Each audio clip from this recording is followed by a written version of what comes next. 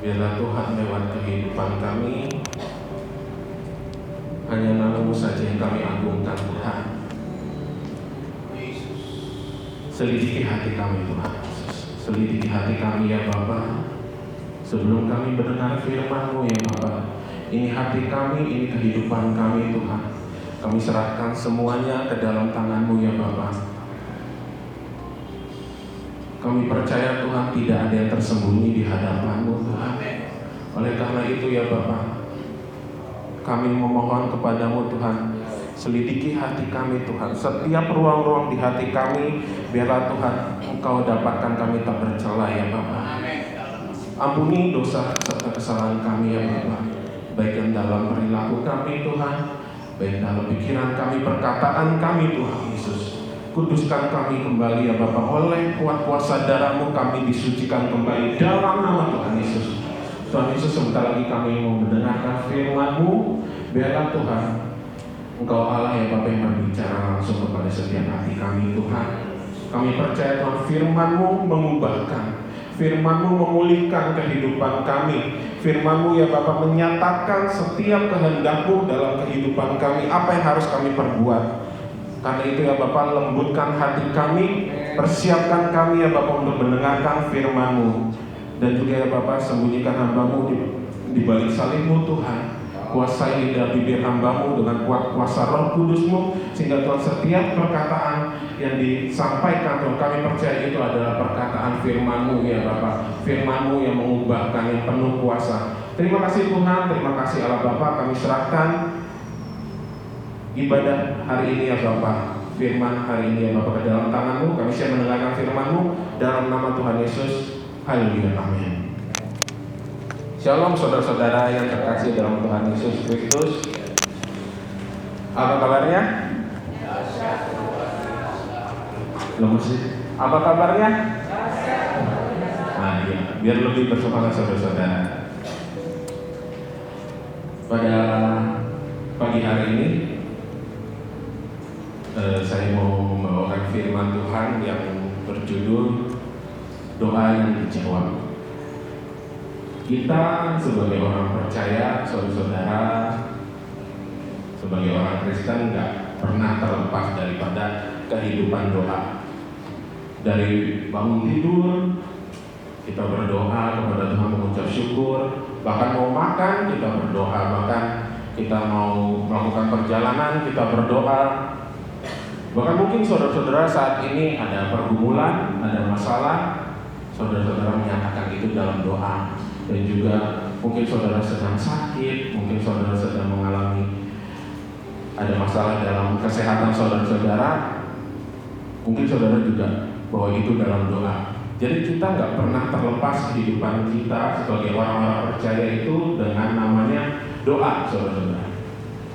Atau mungkin kita udah lupa sama kehidupan doa kita udah lupa sama doa. Jadi kita jalanin hari ya udah, jalanin hari seperti biasa, lupa sama Tuhan. Kita menjalani hari ya berdagang, kerja, tapi lupa doa. Atau kita benar-benar sama sekali udah nggak ingat apa itu doa.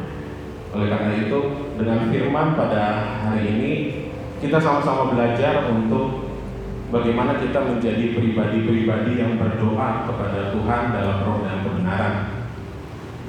Saya percaya bahwa kualitas kerohanian seseorang juga ditentukan bagaimana kehidupan doanya.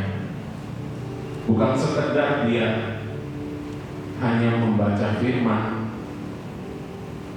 tapi juga perlu kehidupan kita itu melakukan yang disebut dengan doa.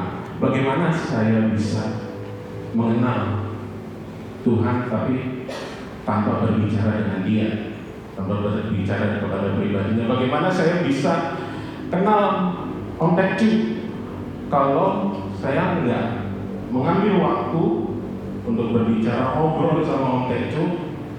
Bagaimana saya bisa kenal? Adanya cuma tahu doang. Kayak misalnya saya tahu Presiden Jokowi, tahu tapi nggak kenal, karena ya memang saya nggak tahu pribadinya. Saya cuma tahu Jokowi ya dari Presiden Jokowi dari media-media yang ada, dari berita-berita yang beredar tentang Presiden Jokowi melakukan A, B, C, D, tapi secara pribadi saya tidak kenal.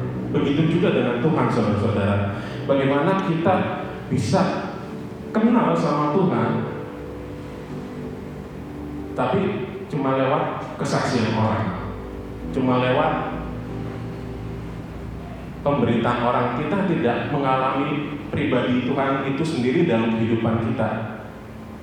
Untuk mengenal Tuhan, pribadi Tuhan, salah satunya saudara-saudara kita melakukannya dengan berdoa. Kita berbicara sama Tuhan, kita menceritakan kehidupan kita kepada Tuhan, supaya Tuhan juga tahu apa yang menjadi permasalahan kehidupan kita. Sebenarnya Tuhan itu Maha tahu, tanpa kita cerita Tuhan itu Maha tahu. Tapi pada hari ini saya mau bagikan sama-sama kita belajar, yaitu bagaimana doa kita bisa dijawab oleh Tuhan. Mari kita belajar dari satu pribadi dalam firman Tuhan dalam Matius 15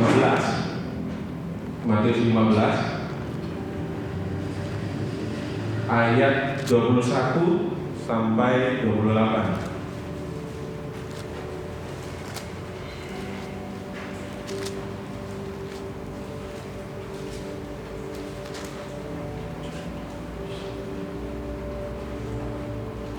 Matius 15 ayat 21 dan 28. Saya bacakan.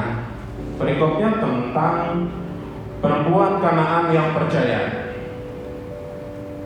Lalu Yesus pergi dari situ dan menyingkir ke daerah Tirus dan Sidon. Maka datanglah seorang perempuan Kanaan dari daerah itu dan berseru, "Kasihanilah aku ya Tuhan, anak Daud, karena anakku perempuan kerasukan setan dan sangat menderita." Tetapi Yesus sama sekali tidak menjawabnya. Lalu murid-muridnya datang meminta kepadanya, "Suruhlah ia pergi, ia mengikuti kita," dengan berteriak-teriak. Jawab Yesus, "Aku diutus hanya kepada domba-domba yang hilang dari umat Israel." Ayat 25. Tetapi perempuan itu mendekat dan menyembah Dia sambil berkata, "Tuhan, tolonglah aku." Tetapi Yesus menjawab, "Tidak patut mengambil roti yang disediakan bagi anak-anak dan melemparkannya kepada anjing." Kata perempuan itu, "Benar Tuhan, namun anjing itu makan remah-remah yang jatuh dari meja tuannya." Maka Yesus menjawab dan berkata kepadanya, "Hai ibu, besar imanmu, maka jadilah kepadamu seperti yang kau kehendaki." Dan seketika itu juga anaknya sembuh. Silakan duduk saudara-saudara.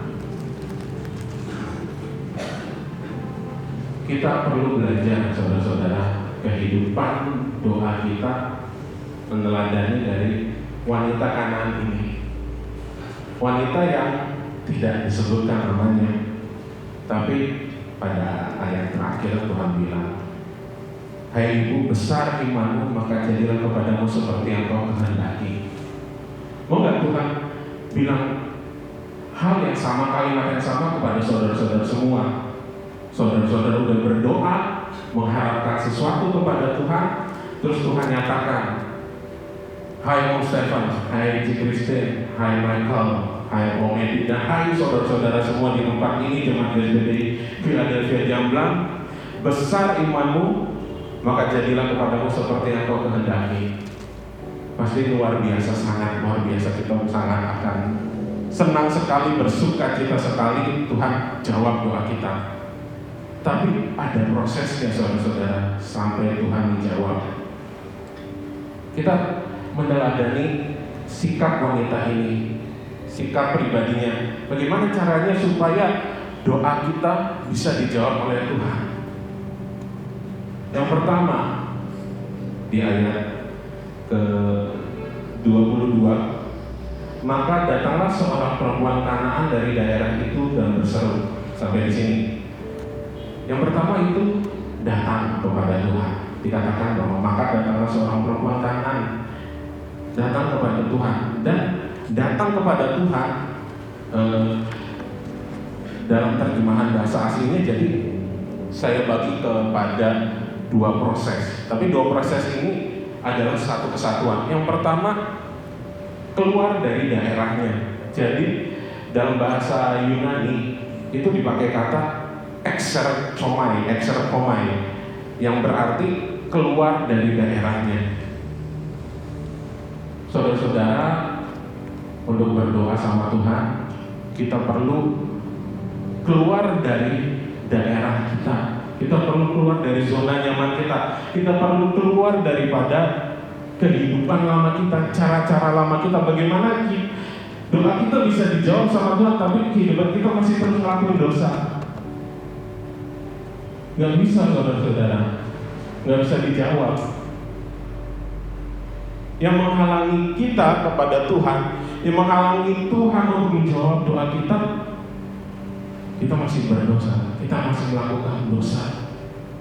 Oleh karena itu, keluar, saudara-saudara, keluar dari cara-cara lama kehidupan saudara-saudara. Saya juga masih belajar tentang bagaimana saya harus keluar dari zona nyaman saya, bagaimana saya harus keluar daripada kebiasaan saya yang lama. Mungkin kebiasaan saya yang lama itu menyakiti hati Tuhan. Jadi ketika kita berdoa kepada Tuhan, kita perlu pindah dari kehidupan lama kita ke dalam kehidupan yang baru bersama Tuhan. Jadi dengan kata lain, berdoa itu perlu disertai dengan pertobatan, saudara-saudara. Dalam Kisah Rasul pasal 8 ayat 22 sampai 23,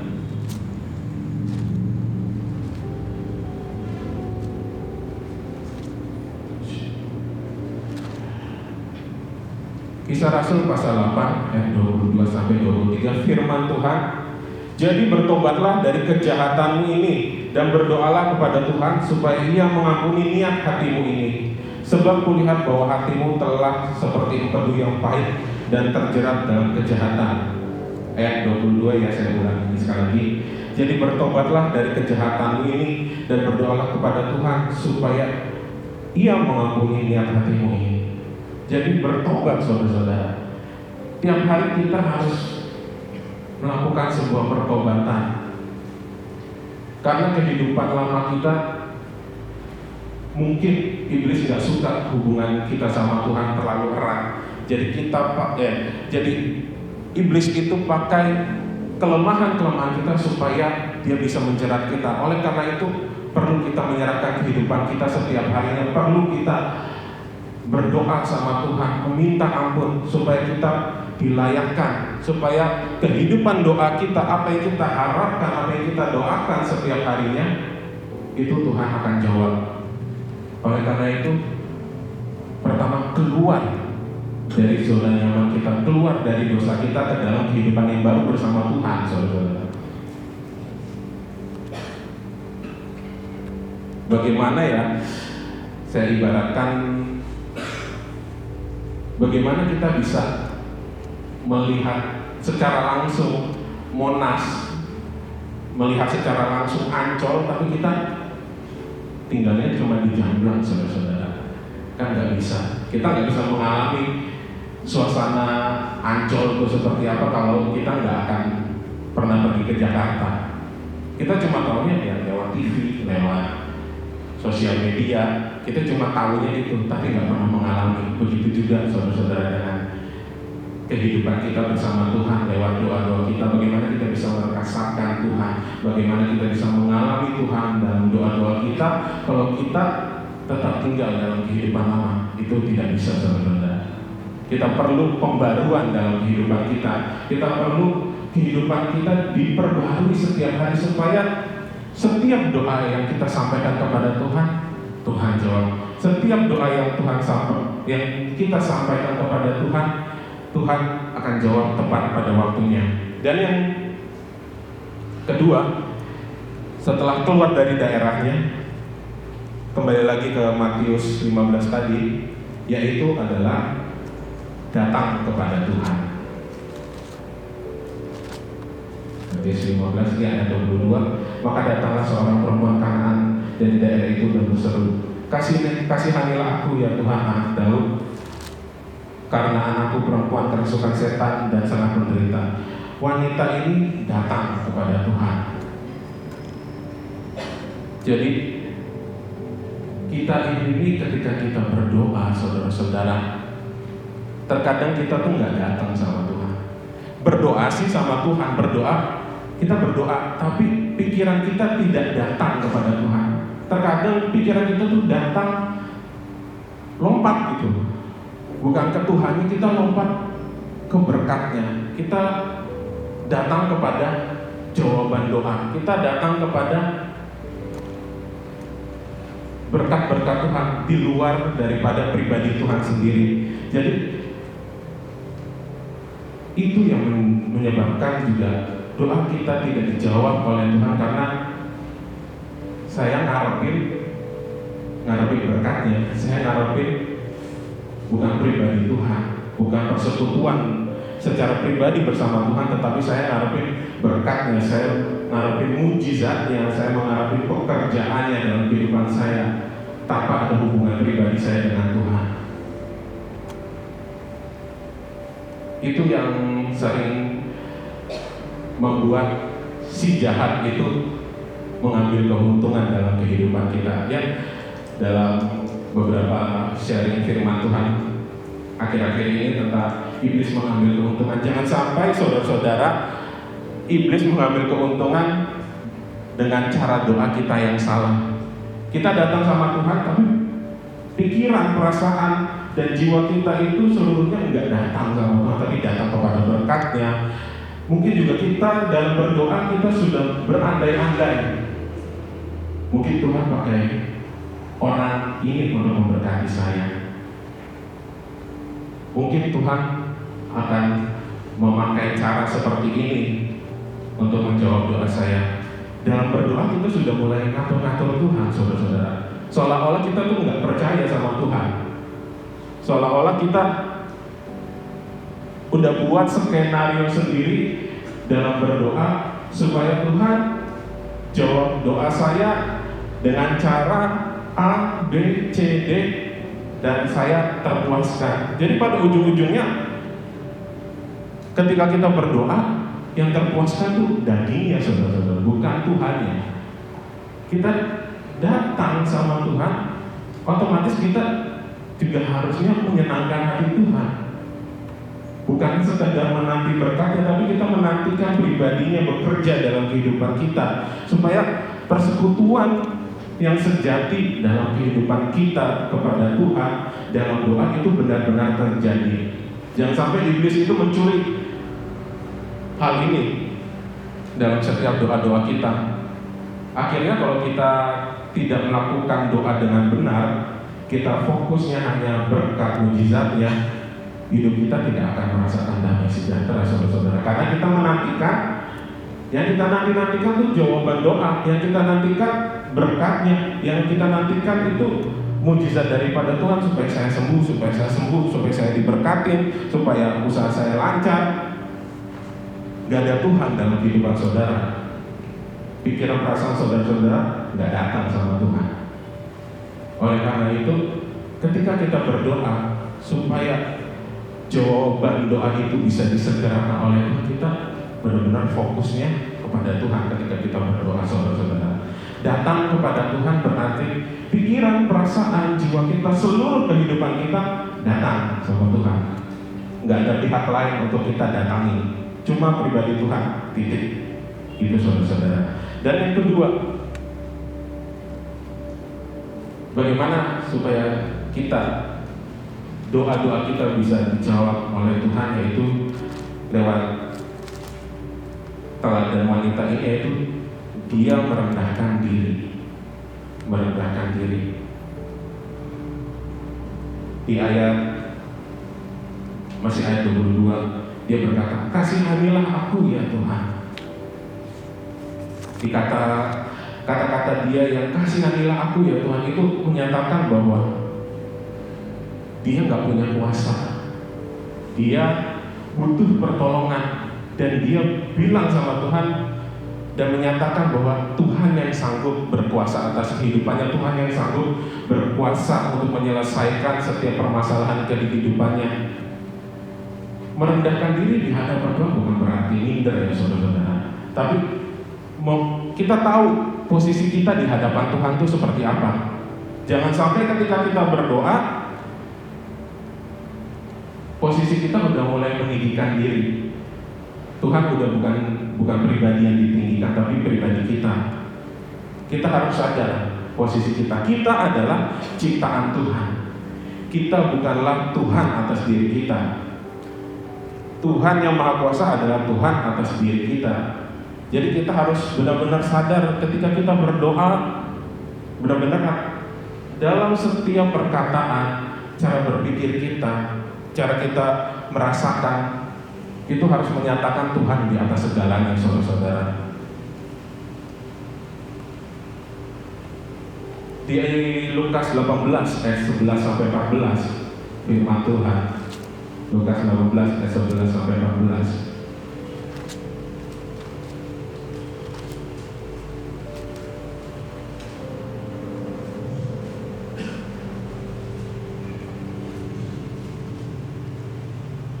Orang Farisi itu berdiri dan berdoa dalam hatinya begini, "Ya Allah, aku mengucap syukur kepadamu karena aku tidak sama seperti semua orang lain, bukan perampok, bukan orang lalim, bukan pezina, dan bukan juga seperti pemungut cukai ini. Aku berpuasa 2 kali seminggu, aku memberikan 1/10 dari segala penghasilanku." Tetapi pemungut cukai itu berdiri jauh-jauh, bahkan ia tidak berani menengadah ke langit, melainkan ia memukul diri dan berkata, "Ya Allah, kasihanilah aku orang berdosa ini." Aku berkata kepadamu, orang ini pulang ke rumahnya sebagai orang yang dibenarkan oleh Allah, dan orang lain itu tidak. Sebab barang siapa meninggikan diri, ia akan direndahkan, dan barang siapa merendahkan diri, ia akan ditinggikan. Jadi kita harus benar-benar tahu posisi kita di hadapan Tuhan. Semakin kita merendahkan diri ketika kita berdoa, Tuhan akan tinggikan kita. Kita merendahkan diri berarti setiap doa kita, dalam firman Tuhan sendiri berkata bahwa orang ini pulang ke rumahnya sebagai orang yang dibenarkan Allah. Jadi mau nggak kita menjadi bagian dari pribadi orang yang dibenarkan oleh Allah ketika kita berdoa? Kita harus merendahkan diri kita, saudara-saudara. Jangan sampai kita menjadi seperti orang Farisi ini. Orang Farisi yang meninggikan diri. Mungkin ketika kita berdoa, kita kata-katanya nggak seperti orang Farisi ini, tapi sikap hati kita, pikiran kita, seperti tadi saya bilang, kita udah mulai ngatur Tuhan. Kita mulai mengatur cara-cara bagaimana Tuhan harus menjawab doa saya. Disitulah kita udah mulai memposisikan diri kita tuh di atas Tuhan, meninggikan diri. Dan Tuhan gak suka, karena meninggikan diri itu juga adalah kejatuhan dari iblis, saudara-saudara. Ketika dalam hatinya meninggikan, berusaha pengen meninggikan dirinya lebih dari Allah, Tuhan campakkan iblis ke bumi. Oleh karena itu jangan sampai kita sama seperti iblis. Kejatuhan kita itu ketika kita udah mulai memposisikan diri kita tuh di atas Tuhan, mulai ngatur-ngatur Tuhan. Jadi gak heran saudara-saudara doa saudara tidak dijawab. Mungkin karena ada tinggi hati, mungkin karena ada kesombongan. Dalam Yesaya 2 ayat 11 firman Tuhan berkata,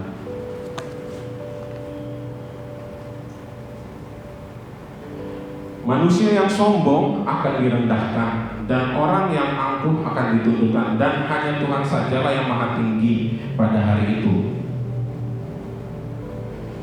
Jadi kalau kita mulai menyombongkan diri, bagaimana kita bisa berdoa juga sih saudara-saudara? Kita mulai mengandalkan diri kita mulai dalam setiap permasalahan, saya tahu caranya. Saya tahu bagaimana lepas daripada permasalahan ini.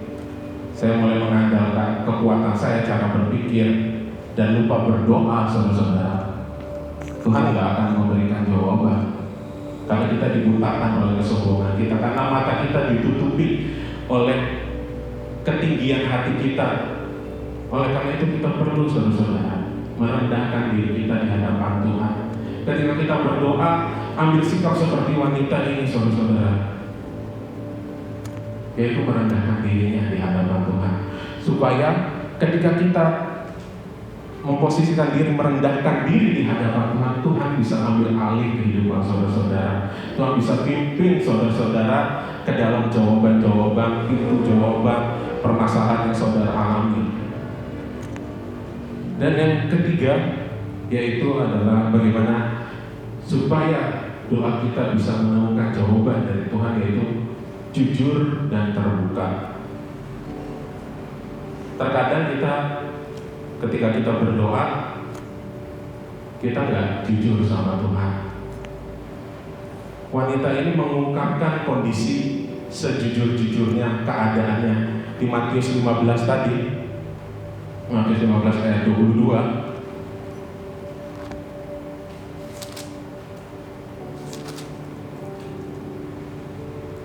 Kasihanilah aku ya Tuhan, anak Daud, karena anakku perempuan kerasukan setan dan sangat menderita. Kadang kita ya saudara-saudara dalam berdoa itu tidak jujur di hadapan Tuhan. Kadang kita tidak jujur, mungkin kita merasa takut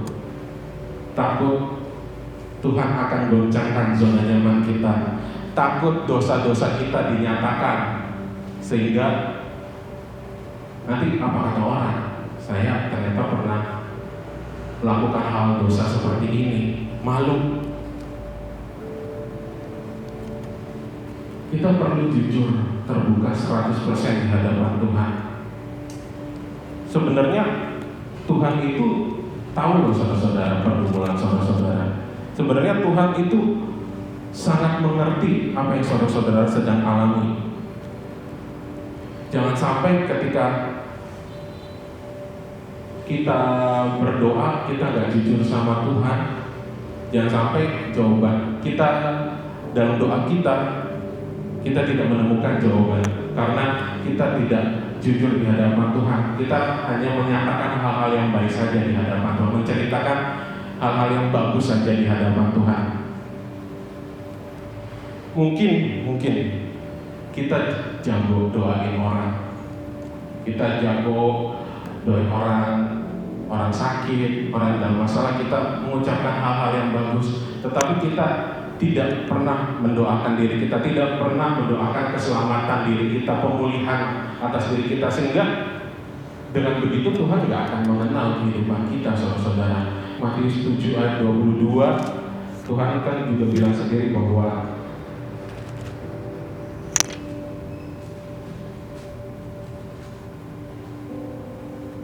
pada hari terakhir banyak orang akan berseru kepadaku, Tuhan, Tuhan, bukankah kami bernubuat demi nama-Mu dan mengusir setan demi nama-Mu dan mengadakan banyak mujizat demi nama-Mu juga?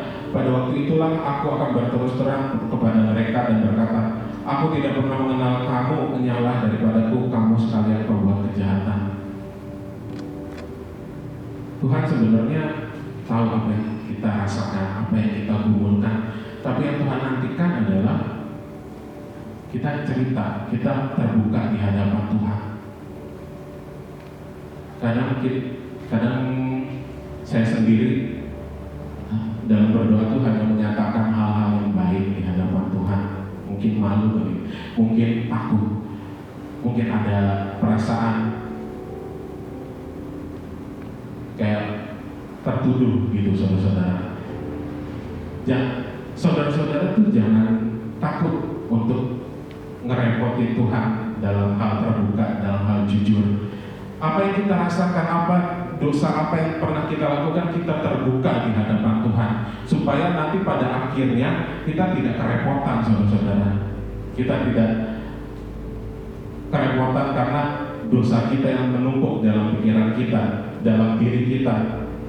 Oleh karena itu setiap hari kita berdoa, membersihkan diri kita bawa ke dalam Tuhan, supaya Tuhan membereskan kehidupan kita dari segala dosa, sehingga apa yang kita harapkan, apa yang kita doakan, itu kita akan menemukan jawabannya. Dan yang selanjutnya, yaitu yang keempat, adalah setia. Kita baca dulu di ayat Matius 15 ayat 23 sampai 27. Tetapi Yesus sama sekali tidak menjawabnya. Lalu murid-muridnya datang dan meminta kepadanya, suruhlah ia pergi, ia mengikuti kita dengan berteriak-teriak. Jawab Yesus, aku diutus hanya kepada domba-domba yang hilang dari umat Israel. Tetapi perempuan itu mendekat dan menyembah dia sambil berkata, Tuhan, tolonglah aku. Tetapi Yesus menjawab, tidak patut mengambil roti yang disediakan bagi anak-anak dan melemparkannya kepada anjing. Kata perempuan itu, benar Tuhan, namun anjing itu makan remah-remah yang jatuh dari meja tuannya. Wanita ini, saudara-saudara, langsung diuji kesetiaannya oleh Tuhan.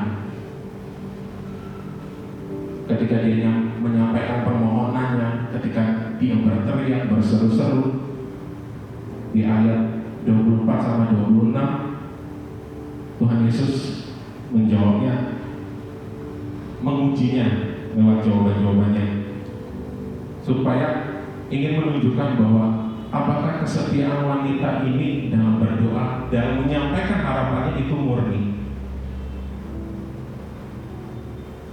Kadang kita dalam berdoa menyampaikan suatu pengharapan diuji oleh Tuhan, kita udah mulai melempem, saudara-saudara. Ketika kita mengharapkan suatu kesembuhan, ketika kita mengharapkan suatu pemulihan, terus Tuhan uji.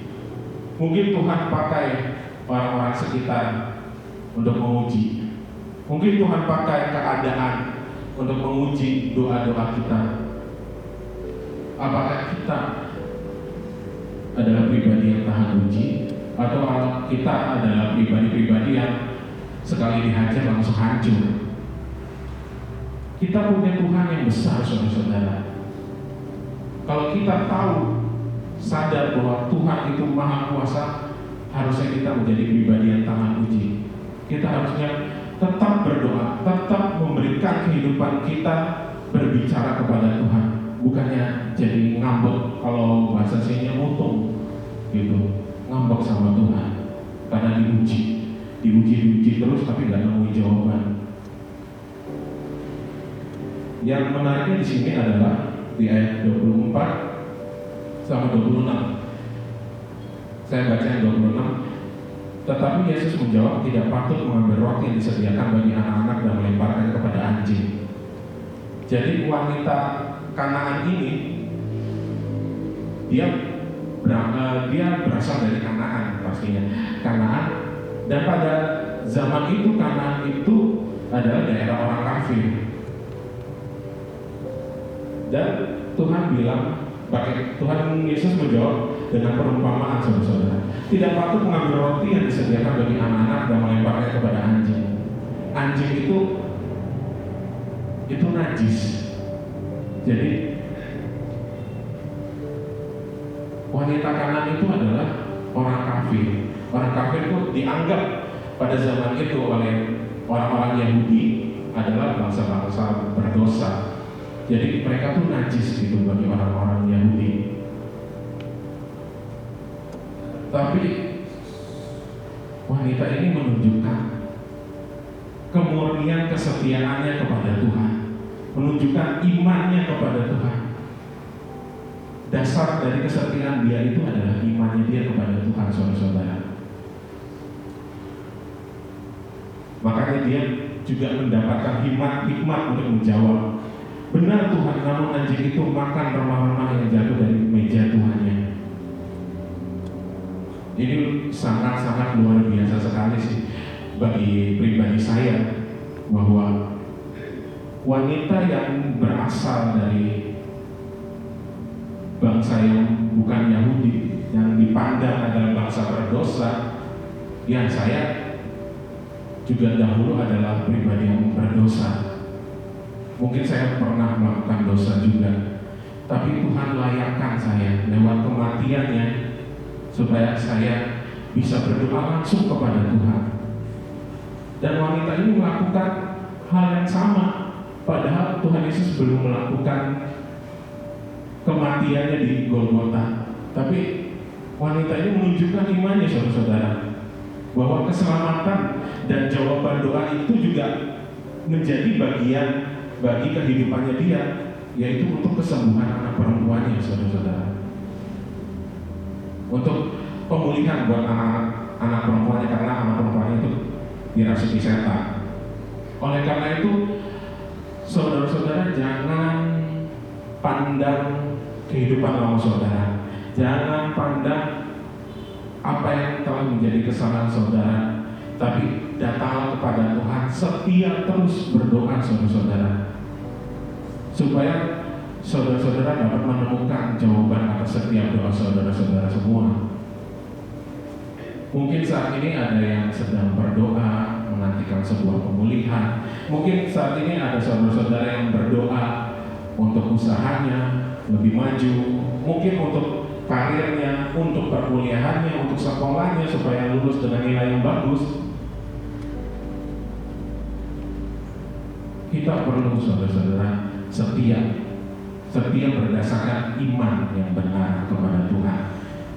Tetaplah berdoa. Semakin kita setia berdoa, saudara-saudara, saya percaya Tuhan juga akan menjawabnya. Tuhan juga akan memberikan kasih setianya buat kehidupan saudara-saudara semua. Dan yang terakhir, bagaimana supaya doa kita dijawab oleh Tuhan, yaitu ayat 28, saudara-saudara. Tuhan bilang sendiri, maka Yesus menjawab dan berkata kepadanya, hai ibu, besar imanmu, maka jadilah kepadamu seperti apa menjadi seperti yang kau kehendaki. Dan seketika itu juga anaknya sembuh. Iman.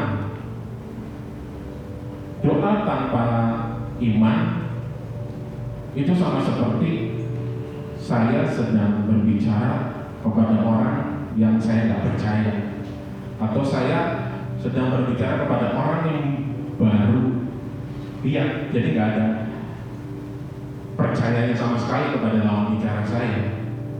Tapi kalau ketika kita berbicara kepada Tuhan, berdoa kepada Tuhan tanpa iman, itu nggak akan ada respon sama sekali dari Tuhan, saudara-saudara. Bahkan itu bisa menjadi kekejian buat Tuhan kalau kita berdoa tanpa iman.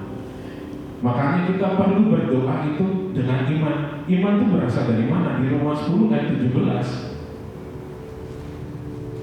Beberapa kali saya bagikan ayat ini, Roma 10 ayat 17. Jadi iman timbul dari pendengaran, dan pendengaran oleh firman Kristus. Jadi kehidupan doa kita itu juga harus didukung dengan kehidupan kita merenungkan firman Kristus. Bagaimana doa kita bisa dijawab tapi kita nggak tahu kebenarannya? Bagaimana doa kita bisa dijawab tapi kita nggak mengerti pribadi Tuhan lewat membaca firman? Dengan firman kita memperkatakannya, ketika kita meyakininya dan percaya, timbullah iman. Dan ketika kita udah timbul iman, ketika kita berdoa, saya percaya bahwa Tuhan akan menyediakan jawaban itu buat kehidupan saudara-saudara semua. Oleh karena itu, dari ayat 21 sampai 28, Yesus itu melihat iman wanita ini. Dia diuji kesetiaannya, bagaimana dia keluar dari kehidupan lamanya, dari daerah yang berdosa, tapi datang kepada Tuhan. Tuhan Yesus melihat jari lelahnya. Tuhan Yesus tahu prosesnya. Oleh karena itu, saudara-saudara, jangan sampai kita berdoa tapi berdoanya kosong, berdoanya tidak ada kuasa di dalamnya karena tidak ada iman. Iman timbul dari pendengaran, dan pendengaran oleh firman Kristus. Jadi berdoa dan membaca firman itu adalah satu kesatuan kehidupan kerohanian kita, saudara-saudara. Kita mengenal Kristus lewat firman Tuhan. Kita mengenal Kristus lewat kita juga berdoa. Oleh karena itu, firman Tuhan ini dengan berdoa itu berkesinambungan, saudara-saudara. jadi satu kesatuan. Gak bisa kita lepaskan. Kita rajin berdoa tapi gak baca firman, gak akan menemukan jawaban atas doa kita. Jadi kita bisa tahu cara kita berdoa yang benar lewat firman Tuhan. Jadi kita bisa tahu kita salahnya di mana lewat firman Tuhan. Ketika doa kita tidak dijawab, selidiki hati kita lewat firman Tuhan, saudara-saudara. Oleh karena itu, hidupilah firman Tuhan itu. Dan juga saudara-saudara, saya percaya jemaat GSPDI Philadelphia Jamblang kalau mau bertumbuh, bangkitkan iman saudara dalam firman Tuhan, dan juga hidupilah kehidupan doa saudara bersama-sama dengan Tuhan. Dengan begitu saudara-saudara akan bertumbuh, akan melihat Tuhan menjawab setiap doa-doa saudara. Hari demi hari saudara akan merasakan penyertaan kasih Tuhan buat kehidupan saudara-saudara semua. Terima kasih, Tuhan Yesus memberkati. Saya serahkan.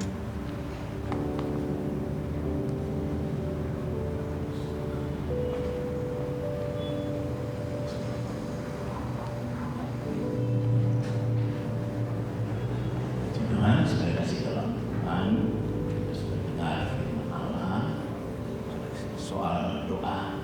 Sudah kasih dalam Tuhan ya. Doa adalah yang paling penting di dalam kehidupan kita. Karena Tuhan Yesus sendiri mengajarkan kita berdoa. Dan sudah kasih dalam Tuhan firman Allah katakan saudara, apapun yang kita minta, apapun sudah kasih dalam Tuhan di dalam namanya, pasti itu akan kita terima, itu akan kita alami dalam hidup ini. Sudah kasih dalam Tuhan sebenarnya melalui doa itu seringkali saya suka doa saya buat jemaat Tuhan. Suka doa Tuhan, kan Tuhan itu maha tahu. Kalau setiap doa jemaat Tuhan, Tuhan kabulkan, pasti jemaat Tuhan itu semakin sungguh-sungguh. Sudah kasih dalam Tuhan. Tapi kalau Tuhan tidak kabulkan, mereka jadi lemah. Tapi sudah kasih dalam Tuhan, ya kembali kalau saya ngomong begitu sudah kasih dalam Tuhan, Tuhan di dalam hati saya ada firman Tuhan datang lagi. Coba saudara renungkan kalau kita berdoa sudah kasih dalam Tuhan. Tuhan tolong saya, berkati saya, sembuhkan saya. Pertanyaan yang begini. Habis saudara-saudara coba renungkan, apa Tuhan tidak mau menyembuhkan kita? Apa Tuhan tidak mau memberkati kita? Sudah kasih dalam Tuhan ya. Nanti kita roh Tuhan akan bicara, saya jadi manusia, saya mati di atas kayu salib untuk supaya kamu diberkati, supaya kamu diselamatkan, supaya kamu sembuh. Ayo sudah kasih dalam. Dan banyak kali, seringkali sudah kasih, justru melalui doa banyak hamba Tuhan, banyak anak Tuhan jadi lemah. Saya ingat ada satu kesaksian, sudah kasih lampu. Ibu Roli dulu kalau suka jahit baju di Cirebon, di jalan apa namanya, sudah kasih lampu tengah-tengah sana. Ibunya majelis gereja, pelayanan. Kalau pergi sana dia selalu bicara firman Allah. Satu saat sudah kasih lampu Tuhan, ada Ibu Roli pergi menjahit baju. Nah, justru dia ngomong, iya sekarang sih saya sudah ke gereja lagi, sudah nggak mau doa lagi. Ibu Roli tanya, kenapa Bu? Iya, anak saya menikah, belum punya anak. Saya doa-doa, Tuhan nggak jawab. Ya udahlah. Orang begitu sungguh-sungguh sudah kasih lampu. Ya. Cuma karena dia minta sesuatu, dia berdoa tidak jawab, dia jadi lemah. Bahkan nggak mau ke gereja lagi. Dan itu bukan cuma itu, saudara. Banyak anak Tuhan, hamba Tuhan seperti itu. Nah, sudah kasih lampu Tuhan, firman Allah pagi hari ini bicara bagaimana supaya doa kita itu dijawab. Dan sudah kasih dalam Tuhan sudah diambil dari Matius pasal 15 tadi. Sudah. Coba saudara renungkan, baca ulang di rumah, dilihat kenapa orang ini dijawab doanya. Nah, saudara perhatikan baik-baik, hanya satu hal. Dia tidak mau iblis ambil keuntungan dari dirinya. Kenapa? Sudah kasih dalam Tuhan. Ya. Waktu dia datang sama Tuhan Yesus bawa anaknya yang dirasuki setan, sudah kasih dalam Tuhan. Pertama sudah dicegah sama murid-muridnya. Dia jangan. Itu seharusnya sudah kasih dalam Tuhan. Saya datang sama Tuhan, kok murid-muridnya malah saya berhenti. Tapi dia tetap berteriak. Dia datang sama Tuhan Yesus. Nah, tadi kita sudah dengar jawaban Tuhan Yesus pertama sudah kasih dalam Tuhan. Aku datang bukan untuk kamu, bukan untuk orang-orang. Aku datang buat bangsa Israel. Tersinggung kan? Oh, tersinggung dia sudah. Namanya manusia. Tetapi walaupun perkataan itu tidak membuat dia, bahkan Tuhan sekadar dia masih minta kepada Tuhan, sembuhkan anak saya. Tuhan Yesus jawab, tidak patut aku mengambil roti diberikan kepada anjing. Sudah kasih tahu. Itu sudah begitu menyakitkan. Tetapi lagi-lagi wanita ini berkata, memang benar. Tetapi anjing juga memakan remah-remah. Justru dari perkataan ini, kesungguhannya dia tidak tergoyahkan. Tuhan katakan anakmu sembuh. Doa dijawab. Saudara mau dapat doa dijawab? Jangan. Banyak kali doa kita tidak dijawab, sudah kasih dalam Tuhan. Karena apa? Kita lebih percaya kepada pikiran kita, perasaan kita, perkataan orang, situasi yang ada. Sehingga kita tidak mau sudah kasih sungguh-sungguh berdoa. Ini akibatnya kita tidak ada.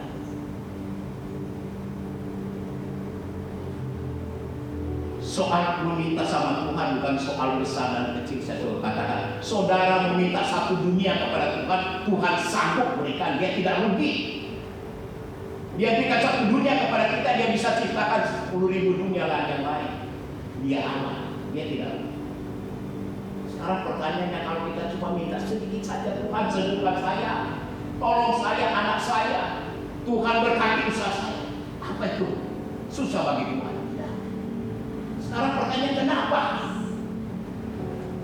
Nah, ini sudah kasih tahu Tuhan. Antara lain jawabannya seperti itu. Kita sudah kasih tahu kita sungguh-sungguh di dalam Tuhan. Sudah kasih dalam Tuhan. Kita ini tidak yakin. Baru dapat wanita ini sudah dinomor sama dia jadi lemah. Banyak kali kita sudah sedang berdoa, pikiran datang. Akhirnya cuma ngomong sama Tuhan, tolong. Tapi pikiran saya, pikiran yang lain saya berikan dia yang kita. Nah, ini sudah besar. Jadi mari sudah kasih firman Allah itu ya dan amin. Sudah kasih dalam Tuhan. Janji Tuhan itu ya dan amin. Sekali lagi bukan soal besar kecil saudara minta sama Tuhan. Tuhan sanggup memberikan kepada kita. Tetapi kita harus tahu firman Allah. Sudah kasih dalam Tuhan. Ya. Firman Allah katakan Yesaya 59 ayat 1 dan 2. Di sana dikatakan sudah kasih dalam Tuhan. Tangan Tuhan tidak pendek untuk menjangkau saudara, menjamah saudara, menjamah usaha saudara, menjamah anak saudara, keluarga saudara. Tidak pendek. Dia dapat menolong kita kapan saja. Hari ini juga saat ini dia dapat menjamah saudara. Dengan segala permasalahan kita. Telinga Tuhan tidak tuli untuk mendengar doa-doa kita, jeritan hati kita. Tetapi yang memisahkan kita membuat dia tidak bisa mendengar doa kita adalah pelanggaran-pelanggaran kita, dosa-dosa. Inilah yang menghalangi doa.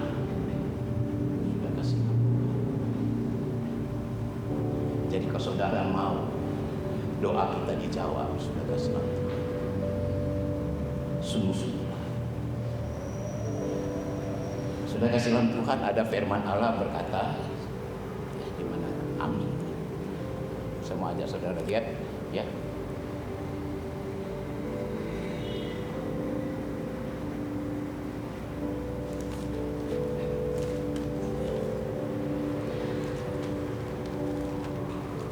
Coba tolong bacakan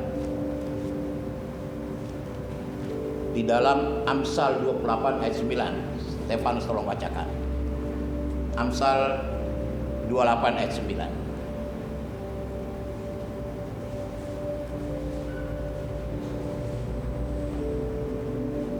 Amsal 28 Ayat 9. 9 firman, siapa memalingkan telinganya untuk tidak mendengarkan hukum, doanya adalah kebencian. Di dalam terjemahan lain dikatakan, barang siapa tidak taat kepada hukum, kepada firman, doanya menjadi kekejian bagi Allah. Jangankan dijawab. Tak kalau kita ngomong kekejian, itu Tuhan terus tutup telinga. Mari sudah kasih tahu. Taatilah firman, taatilah hukum Allah, maka doamu pasti dijawab oleh Tuhan. Haleluya. Sudah kasih Tuhan. Ya. Ada kalanya menjadi dilema buat saya. Saya suami tiap hari, tiap malam saya suami bagian doa, sholat Jumat, bahkan saya sebut satu-satu nama anaknya, nama sekali terlintas begitu. Justru maksud saya berdoa, sudah kasih dalam Tuhan supaya jemaat Tuhan diberkati, saudara diberkati. Tapi dengan saya banyak berdoa, ucapkan nama-nama saudara di hadapan Tuhan, tapi saudara sendiri tidak menanggapi, tidak hidup saudara tidak sesuai dengan, malah saya yang mencelakakan saudara. Karena seseorang sudah kita banyak berdoa buat orang itu, tapi justru orang itu tidak mau memperhatikan, tidak memperbaiki. Justru sudah kasih dalam Tuhan itu firman Allah kata sudah kasih dalam Tuhan, wah, ada akibatnya. Nah ini seringkali itu seringkali saya suka ngomong sama seseorang, saya suka ngomong banyak berdoa kamu, tapi ini urusan kamu dengan yang bisa terjadi apa yang menjadi doa saya itu adalah kamu dengan Tuhan. Begitu juga dengan anak saya suka katakan sama mereka, sejak mereka lahir ini di hadapan Tuhan saya ngomong, tidak pernah lepas nama mereka dari mulut saya doa saya. Tapi saya katakan untuk bisa terlaksana tergantung kalian dengan Tuhan. Itu saja. Dia sudah kasih kamu. Ya. Jangan sudah kasih dalam Tuhan, ya. Waktu kalau hamba Tuhan berdoa, lalu ada yang ngomong lagi sudah kasih dalam Tuhan banyak sih. Ada yang apa doa pendeta nggak ada kuasanya, doa enggak, mana buktinya kan? Emang sudah kasih dalam Tuhan. Pendeta punya doa itu tidak ada kuasa, sudah kasih dalam Tuhan. Pendeta cuma bisa berdoa buat kepada Tuhan, buat saudara. Tapi untuk bisa terjadi doa hamba Tuhan itu adalah pribadi saudara, bukan pendeta. Pendeta juga bisa padahal. Sudah kasih doa. Nah, saya mau ajak saudara lihat firman Tuhan. Saya akan bacakan. Ini karena ini bicara soal doa. Yeremia pasal 14 ayat 11 dan 12. Dengan firman Tuhan ini, Tuhan berfirman kepadaku, janganlah engkau berdoa untuk kebaikan bangsa ini. Yeremia mau berdoa buat Israel karena Israel terpuruk. Tapi Tuhan katakan, jangan engkau berdoa buat bangsa ini. Kenapa? Ayat 12. Sekalipun mereka berpuasa, aku tidak akan mendengarkan seruan mereka. Sekalipun mereka mempersembahkan korban bakaran dan korban sajian, aku tidak akan berkenan kepada mereka, melainkan aku akan menghabiskan mereka dengan perang, dengan kelaparan, dan dengan penyakit sampah. Tuhan sudah baru mau berdoa atau sudah? Jangan. Kenapa saudara? Karena mereka tidak mau berdoa. Mereka tidak mau lakukan firman. Jadi saudara, nah itu saya berkata, doa pendeta itu gak ada apa-apanya. Doa pendeta tidak berkuasa kalau kita yang didoakan hidup kita menyenangkan Tuhan. Wah, haleluya, sudah kasih lalu. Engkau akan melihat mujizat terjadi. Haleluya. Jadi mari sudah kasih lalu Tuhan. Kuncinya tadi 9 Matius pasal 15. Jangan tergoyahkan. Sudah kasih lalu Tuhan. Kalau kita mau berdoa, berdoa. Jangan apapun pikiranmu, perasaanmu yang akan mengganggu engkau. Sudah kasih lalu Tuhan, membuat engkau jadi ragu. Sudah kasih lalu Tuhan. Ya.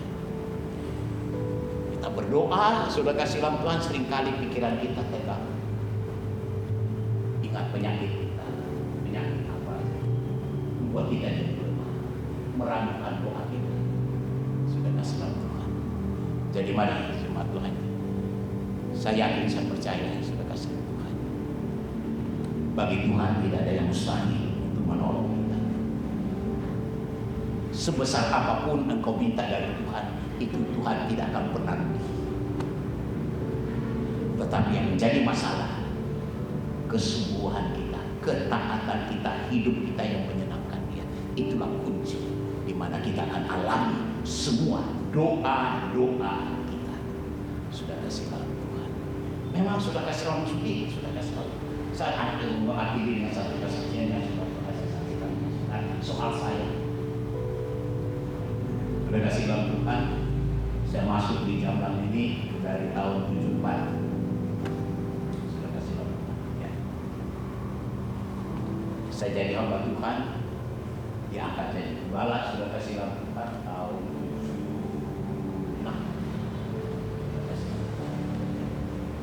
Lalu sudah kasih lalu Tuhan, justru sudah jadi hamba Tuhan dari yang ada penyakit saya. Ya semua jemaat Tuhan sudah tahu, ya tapi yang lama-lama, yaitu sudah kasih punya penyakit saraf. Kata orang penyakit saraf itu tidak. Cuma sudah kasih lalu, itu kalau penyakitnya itu, ya sudah. Kalau saya ngomong, waduh sakit sekali. Atau mau makan. Ditarik-tarik kurang. Tak tahan saya sudah kasih lalu Tuhan. Akhirnya sudah kasih lalu Tuhan, saya rumah sakit saraf ke Jakarta di awal namun diperiksa, dikasih masuk di dalam tabung. Ya ternyata di sini sudah ada saraf yang bermasalah. Sudah kasih lalu. Dan Profesor saraf waktu itu dia katakan, Pak, ini nggak bisa disembuhkan. Tapi kalau sudah bisa ketahan sakitnya, operasi saja. Nah, sudah kasih lalu Tuhan, udah, saya jalanin aja. Singkat cerita, hidup dalam penderitaan. Waduh, ya setelah menikah, apalagi sudah sakitnya minta ampun. Ya, semua tahu kalau saya pergi-pergi tiap hari tidak lepas dari tempor sama ada satu obat. Untuk apa saudara? Jangan sampai sakit itu jangan sampai dia lari ke atas. Dia cuma sakit di sini aja. Kalau sampai lari ke atas sudah waktu ini seperti ditarik sampai sebelah ini tak bisa lihat saja kalau sudah habis sakit. Nah singkat ceritanya sudah kasih dalam Tuhan itu penderitaan bagi saudara. Saya pendeta, saya berdoa. Bahkan setiap kali ada hamba Tuhan datang saya minta tolong doa Tuhan. Bertahun-tahun tidak ada. Pernah menjadi lemah. Tahun berapa itu saya mengalami Tuhan, saya tak mau melayani. Masa melayani begini? Jadi saya tak mau melayani. Saya mau melayani. Tapi saat Tuhan, itu kan salah kamu. Sudah kasih orang Tuhan. Karena waktu itu ada dokter saraf itu ngomong, ini akibatnya Bapak tuh pernah kepukul ya? Kan kepukul. Memang sering kena pukul. Karena sikap itu saya itu ceritanya. Jadi di renungan begitu, oh kalau saya jadi begini ini gara-gara kesalahan saya. Nah saya lupa, saya mau melayani lagi. Sudah kasih Tuhan. Waktu itu suka keluar kota, pergi ke mana-mana, dia bawa temperor, reggaeton, cuma itu saja. Sudah kasih Tuhan. Sampai sudah kasih Tuhan tahun 2000, pria sejati. Dari Jakarta datang ke sini, maka itu ketua pemuda sini dulu namanya Dondon, sudah kasih Tuhan. Dia bawa beberapa keluarga dari Jakarta sini pada sini.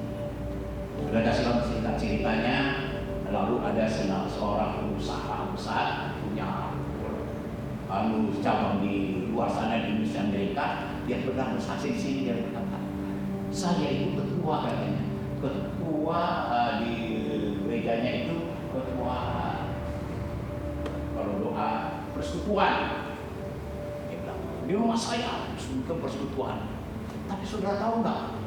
Saya itu tukang marah katanya. Gara-gara katanya itu. Sampai sudah kasih lampuan dia cerita, dia bersaksi nggak malu-malu. Tahu nggak kalau saya ke luar negeri itu ya untuk pelepasan aja cari bukan marah. Jadi menghindar di rumah. Nah, tapi puji Tuhan katanya dia cerita dia sembuh. Lalu saya dengar kesaksiannya itu, selesai dia turun, saya masuk naik ke atas. Saya katakan, apa yang dia ngomong itu tuh, Haryaman namanya, Bapak Haryaman ini, saya marah. Wah benar. Lalu selesai ibadah, saya nanya sama dia, Lur, bisa lepas marah itu gimana? Saya sudah berusaha, sudah kasih Tuhan, masa pendeta marah-marah? Sudah kasih Tuhan, saya sudah berusaha. Tak aja gitu. Ceritanya dia cerita. Ya Pak John, ya. Ceritain sama istri, sama anak, kumpulkan anak-anak, minta kamu ke Pak John, minta maaf sama istri, sama anak-anak, lalu dan sudah kasih Tuhan, saya sudah terima kasih. Tapi untuk melakukannya jadi peperangan buat saya. Masa minta maaf sama polri, sama anak-anak mereka yang salah membuat saya begitu. Mana? Tidak mau. Tapi Tuhan kejar terus, sudah kasih Tuhan. Akhirnya sudah kasih Tuhan. Ya, saya ambil keputusan saya melakukan. Saya kumpulkan mereka. Sudah kasih Tuhan. Lalu saya ceritain semua masalah saya. Ya, kenapa saya gampang marah? Sampai sikap hidup saya sudah kasih Tuhan. Penyakitnya. Tapi ingat saudara, waktu itu bukan penyakitnya, ini masalah soal marah saja. Sudah kasih Tuhan, lalu singkat ceritanya saya minta maaf sama mereka, sama anak-anak. Saya rangkul mereka. Kalau ini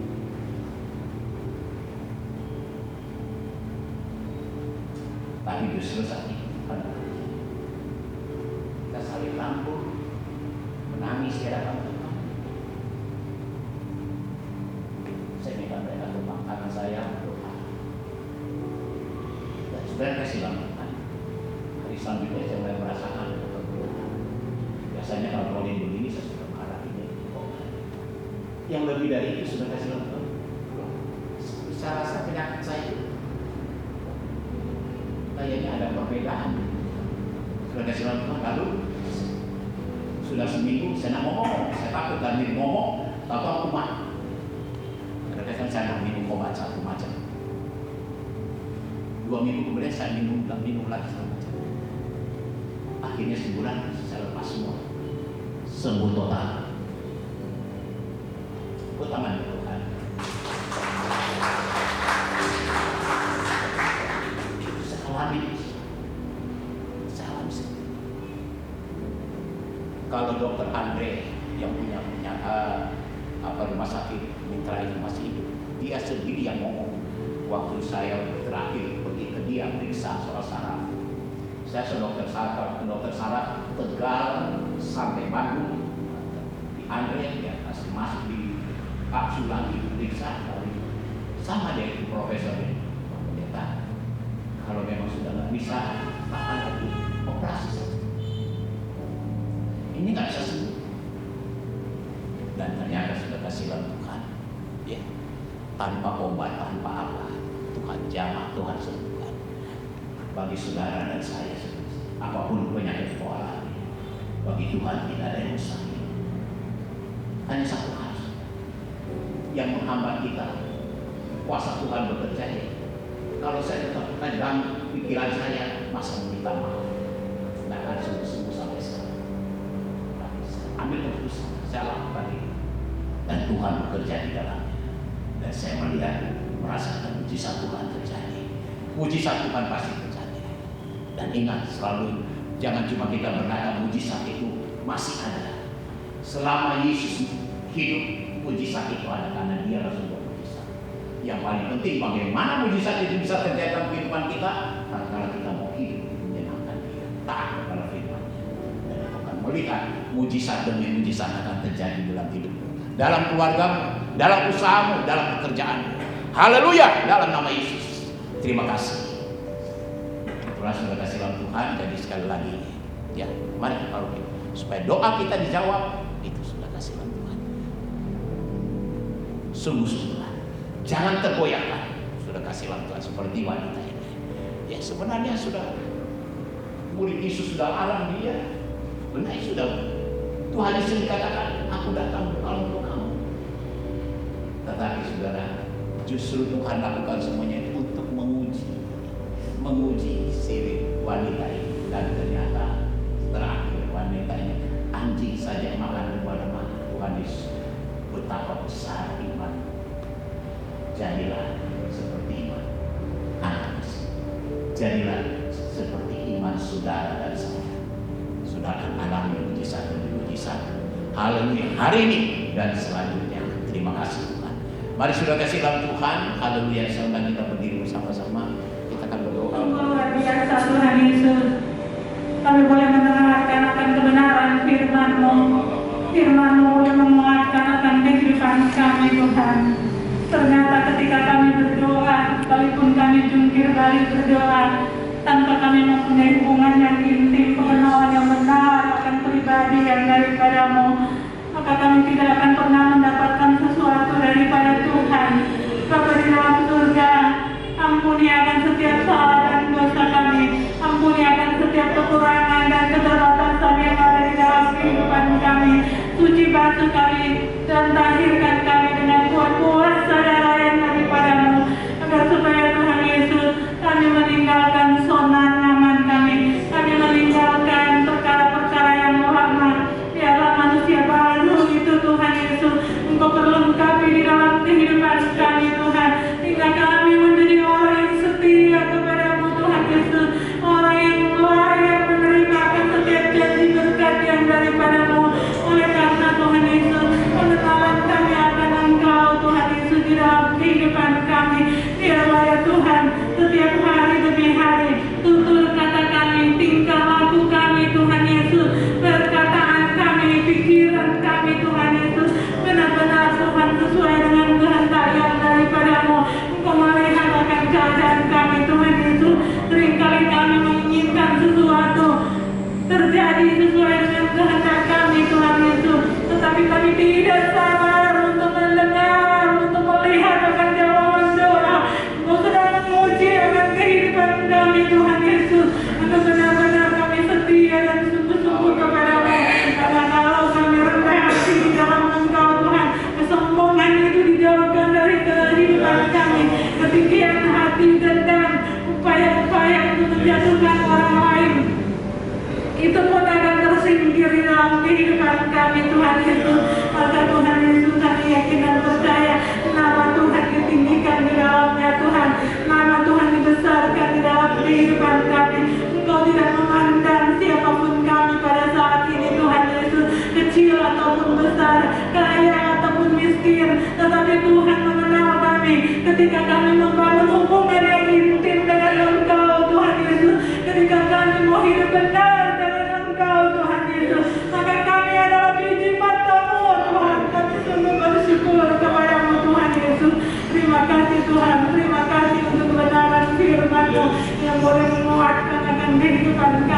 Ampuni akan setiap salah dan dosa kami.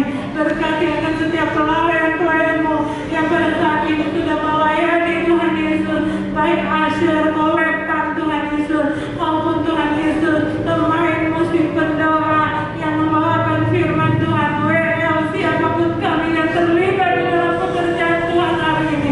Hari ini kami diberkati, jemaat Tuhan diberkati. Melayakkan kami Tuhan Yesus untuk mendapatkan akan setiap kekuatan dan kuasa yang daripada-Mu. Terima kasih Tuhan, terima kasih. Oh, luar biasa di dalam kehidupan kami. Kami pulang dengan penuh damai sejahtera. Kami pulang dengan kemenangan yang daripada Tuhan. Kami pulang dengan pikiran yang baru. Kami pulang Tuhan Yesus membawa kebenaran yang indah di dalam kehidupan kami Bapa. Kebenaran firman Tuhan bukan hanya untuk didengar, tetapi Tuhan Yesus kami harus lakukan di dalam kehidupan kami. Kau sedang berjuang di dalam kehidupan kami. Biarlah kami berjuang bersama-sama dengan Engkau. Benar-benar hubungan kami dengan Tuhan itu adalah intim adanya. Terima kasih Bapa, terima kasih, terima kasih. Sebentar kami akan memberikan akan persembahan. Tuhan tolong kecil ataupun besar yang dapat kami berikan.